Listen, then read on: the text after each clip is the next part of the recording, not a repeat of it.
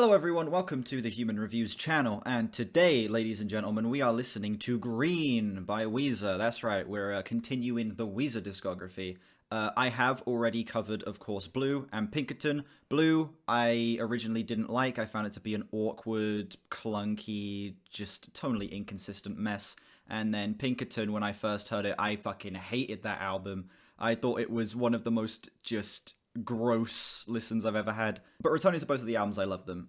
Yeah, I found them to just be so bursting at the seams with character, with life. They were both so much fun, so charismatic, and just so easy to just kind of get lost in how silly they were. I'm going into the rest of the discography moderately excited. It's like I have borrowed trust for these, you know? Considering the fact that I was able to find appreciation for both of the previous albums, there is a part of me that thinks that maybe, just maybe, the rest of the discography won't be as rough as people say it is. And Green is going to be sort of our initial tester of that. This album came out in 2001. It's 10 songs, 28 minutes. Short-ass album. And you know what? I'm fine with that. I'm happy to get a short album. Means that if it's bad, if it's as mixed as the user score says it is, at least it won't overstay its welcome. I'm going into this thing just hoping it's decent, just hoping I get a couple of solid songs out of here, and if I don't care for the rest of it, then who gives a shit? It's post Pinkerton Weezer, dude. I know from here on out it's going to be hit and miss, to say the least. Anyway, I say we stop stalling, and we get into the album. Track 1, Don't Let Go.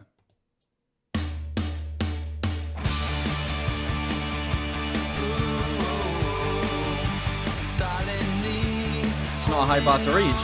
I'll be down on my knees, begging for that girl to stay.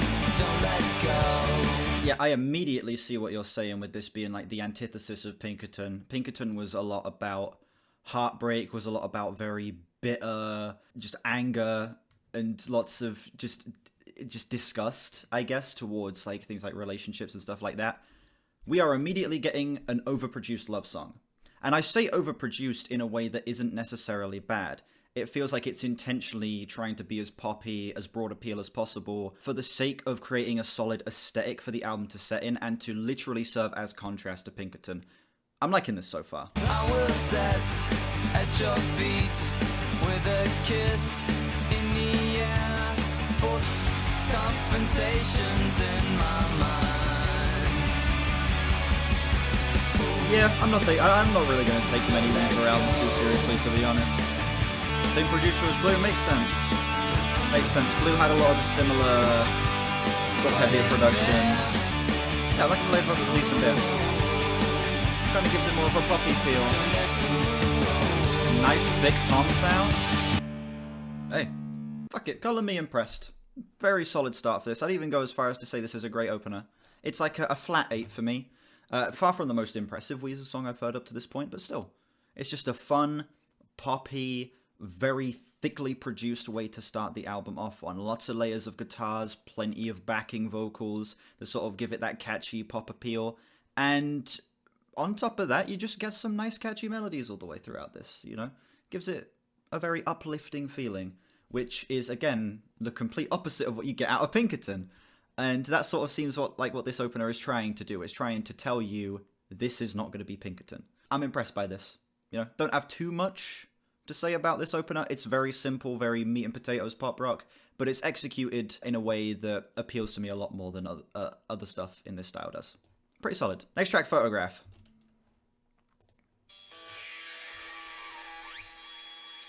If you want it, you can have it.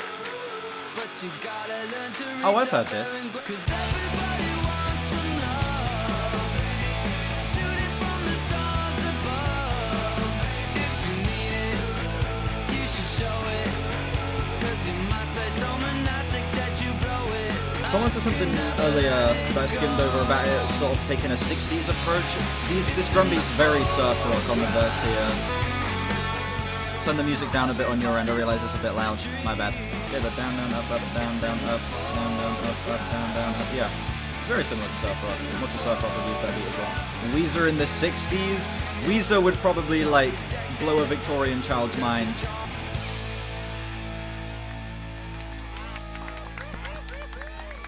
Yeah, it's very good, Weezer, very good. I remember not liking that song. I can happily say that my opinion has changed. Fun track. Solid. Nice 60s throwback on the drum beat.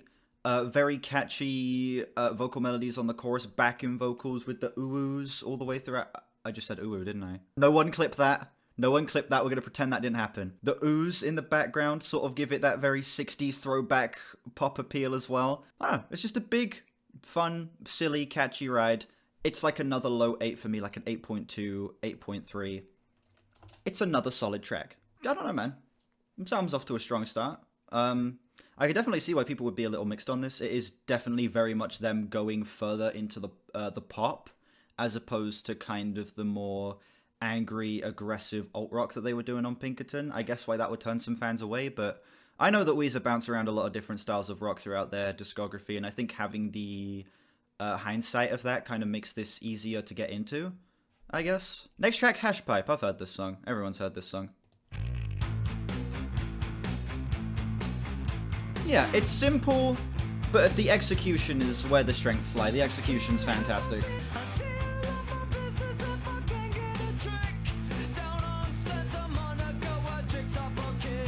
I have my first complaint about the album. I have always hated the vocals on these verses. I don't think that that's a very controversial take.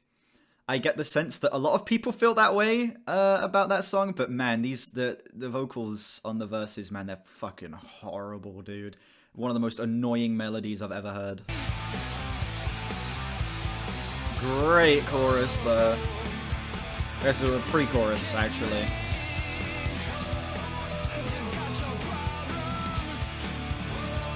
Toto cover of Hashpipe by Weezer, huh? Sounds kind of fun.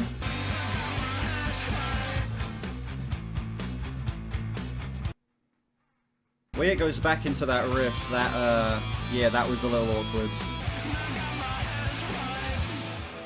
Song starts and ends on its weakest moments, but the middle is actually pretty solid. Once you get past the annoying vocal melodies, the awkward transitions, there's actually a pretty good song underneath here. Heavy riffs, actually surprisingly solid writing, just a couple of annoyances that kind of hold it back for me and would make me not really want to come back to this song. It is a high 6 to a flat 7 for me. Still good. Still a solid song. Just, especially in comparison to how fun and breezy the first two was, I just have a few too many gripes to put it on the same level as the first two. Still, it's certainly not a terrible song. I remember fucking hating that track, and coming back to it, hearing it with a decent pair of headphones and in context of the album, it's definitely grown on me a good bit. Up next we got Island in the Sun. This is Weezer's biggest song, I believe. Yeah, on Spotify it's their biggest song, 900 million streams. Everybody on the planet has heard this song right here. When you're on a holiday, you can't find the words to say. On an island in the sun, we'll be playing and having fun. That's fair, Gage. That's fair. That seems to be the general consensus with a lot of Weezer, is that they're kind of just like a pick and choose track for track type band. I wouldn't quite say one of the best melodies ever, but it's very apparent why this is their biggest song. It does such a fantastic job at being just this summary, feel-good, simple rock song, easy melody to follow along with, standard 2 and 4 drum beat. The production is fucking flawless, and it does a great job at capturing just a summer aesthetic. It sounds like being on an island in the sun.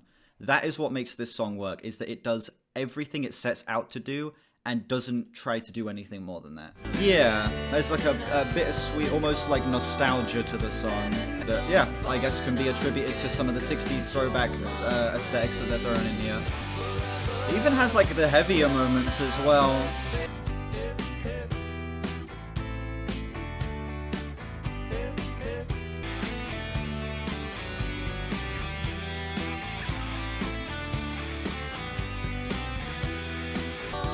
Verse melody again. I kind of like it though, because the verse melody is so satisfying and so just so relaxing. Having the guitar match that there is really nice. Even ends on a fade out that I don't hate, you know? I think that the fade out actually adds to the song. It's a rare instance where a fade out is like, I'm glad that it faded out instead of like ending on like a big definitive finish. It just literally feels like drifting off in the sea on like a cruise or something. This song is a low 9, 9.2, 9.3. This is one of the, I don't want to say one of the few times, but one of the examples where I actually think that less is more. I normally get kind of pissed off by that sentiment because it kind of diminishes when artists actually do put a lot into a song, and it kind of just feels like it writes off a lot of artists that like do crazy shit with their music that's forward thinking and stuff like that. But having a song that is so simple, that is just straightforward riff, 2 and 4 drum beat, repeating the verse melody in the guitar solo, having this very relaxing, easy to follow along with vocal melody in the verses as well. It's just such a delightful song. There is nothing I can say that's bad about it, and I would even go as far as to say it's kind of genius, the fact that they made it as simple and as just easy to follow along with and as poppy as it is. Yeah, this is kind of the perfect example of why this album is working so well for me. Yeah, it's the simplicity done as well as I think it could be. Yeah, low 9. Crab up next.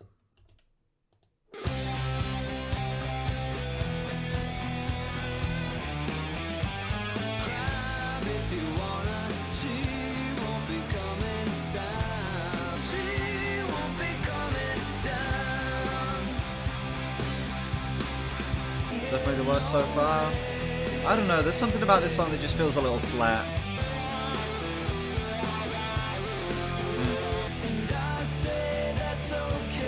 Okay, it's kind of picking up here. Oh, hold on. Crab at the booty. Tain't gonna do no good. That's kind of clever. Listen, with any other band, I'd look at that line and I'd be like, that's stupid as fuck. But because it's Weezer, crab at the booty, tain't gonna do no good. It's kind of clever, okay? And the only reason I can excuse that line is because it's Weezer. If any other band did that line, I'd be sat here like fucking disgusted at how cringe that is. That song is a high 5 for me. 5.6, 5.7, somewhere in that range. Okay. The song picked itself up a little bit in the second half, had some catchy moments. I thought some of the writing in here was clever, but the production feels a lot flatter here. The performances don't feel anywhere near as tight or as, I don't know, or as charismatic as they have been on the previous tracks as well. This song just kind of feels like them needing another song on the album and kind of just throwing this in here. I mean, some moments made me smile. I was moving to most of it, but I just can't say that I really pulled anything particularly positive out of it. Still, solid 5. When the weakest song on your album up to this point is a solid 5 and it's a Weezer album, that's like a godsend, okay? I certainly am not hating this album as much as I feared I would. Knockdown Dragout up next.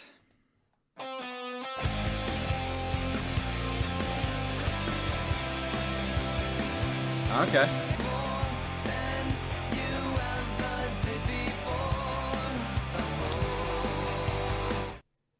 Okay. Now that I've heard this, I can't unhear it. This song is very opening scene, aerial shots of a high school in a coming-of-age movie core. You know, you see the popular kid drive up in his fancy car, arm around a girl, while the nerdy guy stands there and watches him get out, and he goes, wow, she's gonna be mine someday. You know? It's what I envision this song being over. Yeah, another bully appears and, like, bumps the guy's shoulder, and that's when the song cuts out. The production's kind of muddy still, but I like it here. Right, the chord progression? Yeah, the progression's pretty fun. If Hashpipe had James Hetfield on vocals, yeah. It's so random. Okay, sure. Good song. I can't quite say I loved it. I think that the, you know, fucking coming-of-age high school aesthetic, it's not really something I gravitate towards all that much. But hey, I think that the muddy production works pretty well here. It's catchy. I didn't find any of these lines, despite how, you know, angsty and how over-the-top it is, didn't find any of it to be going into, like, annoying territory. It is just a simple, sweet, fun pop-punk track that I can't really complain about all that much. It is a low to solid 7 for me, like a 7.3, 7.4. It's pretty good. I'm gonna be honest. I was gonna say I don't understand the mixed reception of this album, but I do. I do, especially among Weezer fans who loved Pinkerton and Blue. This is definitely this could definitely be seen as them selling out. It's them going very, very pop. But if a band's gonna go pop, this is a good way to do it. It's catchy. It's actually pretty well produced. The writing is pretty fun as well. The performances are top notch across the board. I don't have any massive complaints about this, despite like the only one I can say is that I'm just not crazy on the full-on pop-punk sound in comparison to some of the more grungy, raw shit that they were doing on the previous two albums. Smile. Yeah, it's cliche, but it feels like it's playing into the cliches intentionally. It's using them as sort of like an in to create these songs, you know?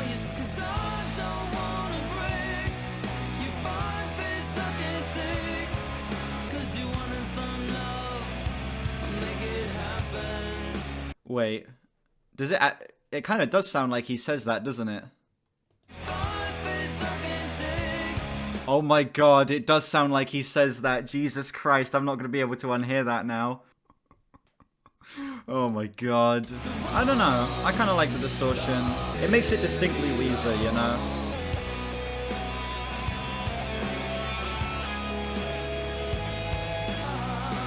I'm not too crazy on this one as a slowdown.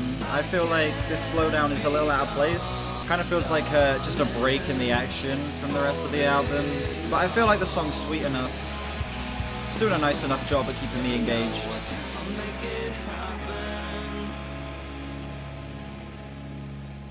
Yeah. Smile is fine. It's a sweet enough track that does kind of feel just like a bit of a break in the action, if that makes sense. I found myself moving to it. I found myself enjoying it for the most part, but I didn't find anything that would make me really want to return to it, like, on its own. I guess I wouldn't skip it when listening to the album, but I also wouldn't exactly be sat here fucking loving it whenever this song comes on, you know? It feels like a nice piece of the puzzle, but not one that I'm gonna be, like, excited to come back to whenever returning to this. It's a solid 6, 6.5, 6.6. It's okay. Simple Pages up next.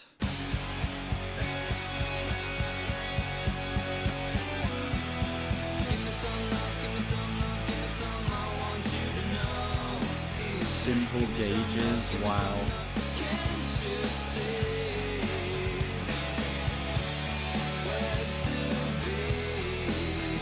The writing's a little awkward on this one.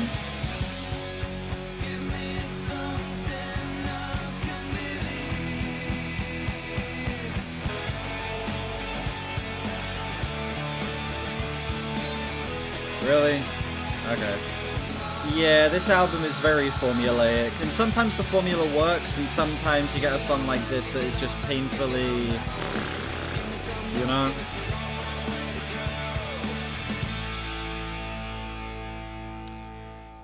It ended okay. I kind of like the repeating back in vocals, give me some love, that's the wrong way to go, over and over again. Kind of catchy. Added a nice bit of vocal texturing to the song, I guess. But overall, that was my least favorite so far. Flat 5. I found myself just kind of bored by that one. Felt like it dragged out way too long, despite the fact that it's under 3 minutes. I found the lyrics on that track to be just so whatever. It kind of felt like the same awkwardness that I remember experiencing on Blue the first time, but actually on that level of awkward and kind of unlikable. I just found it to be a very annoying and simultaneously boring pop rock track that I would probably just skip listening to this casually. Yeah, flat 5. Not bad by any means. It's just easily the least interesting moment we've had so far. I next we got Glorious Day.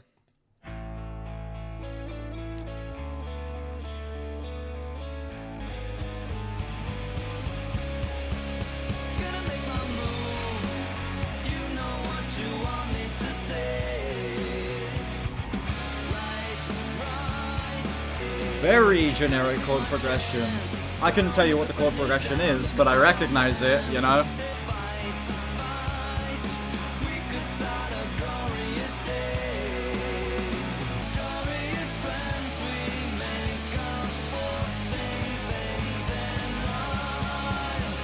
Mixolydian chord progression. That's what I was gonna say. Yeah. The Mixolydian chord progression in A major. I knew that.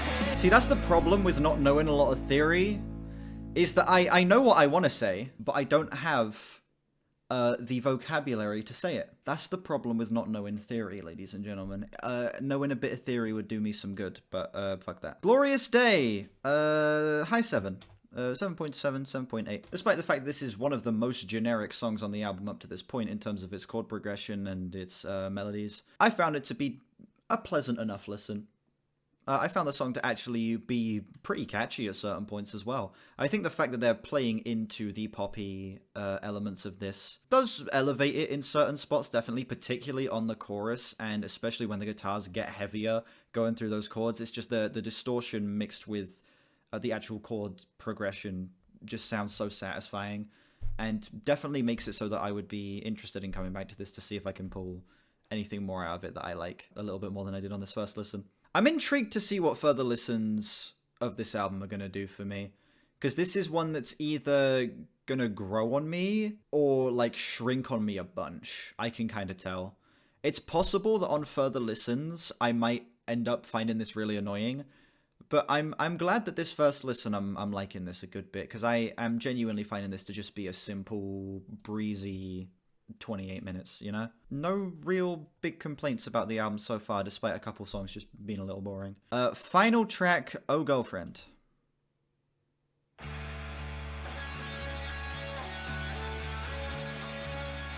People in the chat are glazing this one. Got the favourite vocal melody on the album, Behind Nine in the Sun. Oh Girlfriend's a 10. Do you miss the way we pray and waste our time away? Now I can feel your touch. Damn. And I'm lost without your love. Taking pills and mellowing out. Now I just want to shout, oh girlfriend. Hey. Leave it to Rivers Cuomo to actually write a genuinely impactful song about heartbreak on this album. This is actually really well written. It's simple, it's very easy to follow along with, but he's also getting across so much emotion here. The storytelling is so concise, it is so simple and straightforward, it gets its message across without having to dig at all. I actually kind of appreciate that, having a song that is just is what it is, don't need to do much deeper digging for it. Makes a lot of sense for this album.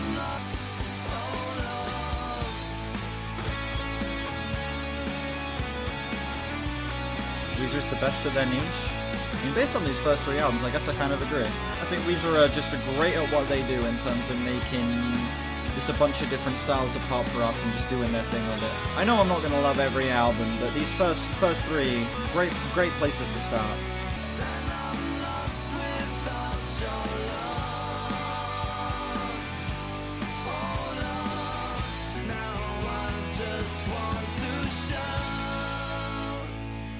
Hey, great song about heartbreak. Very good storytelling. I think that lots of the imagery throughout this is really powerful as well. And not only that, it's one of the better examples of them doing a more mellow pop rock track. It works really well here. Again, so many just great standout lines in here. The one that stood out to me the most was, "In your arms I was as happy as a little boy could be." Because that really is how it is. Okay, when you're in a relationship with someone, it does give you such like a youthful sense of excitement, and then having that be stripped away, yeah, he gets the feeling across perfectly, just feeling like you need to shout. It's well written, and it's actually pretty impactful. Okay, a Weezer song actually making me feel things. That's not supposed to happen. Yeah, the song's like a flat 9 for me. Fantastic way to close this. Easily the best closer I could ask for. Ladies and gentlemen, that was a Green album. I don't understand why people don't mess with this album. Well, that's not true 100%. I do, especially if you are a Weezer fan after having heard Blue and Pinkerton. Hearing this and them going as pop as they do on here definitely could feel a bit like them selling out.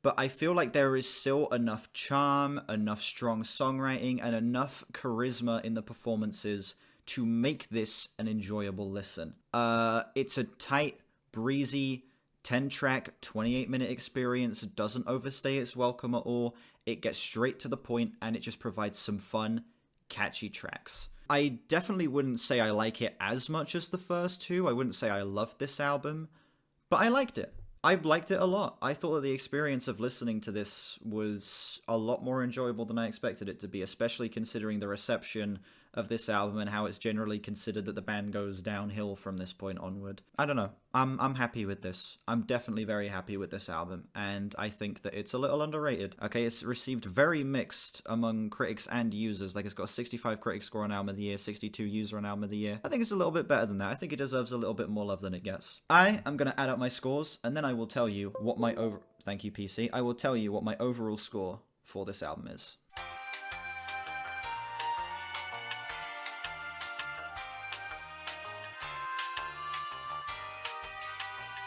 Okay, that makes sense. That actually makes a lot of sense. I'm feeling a 7.3 out of 10 on this album.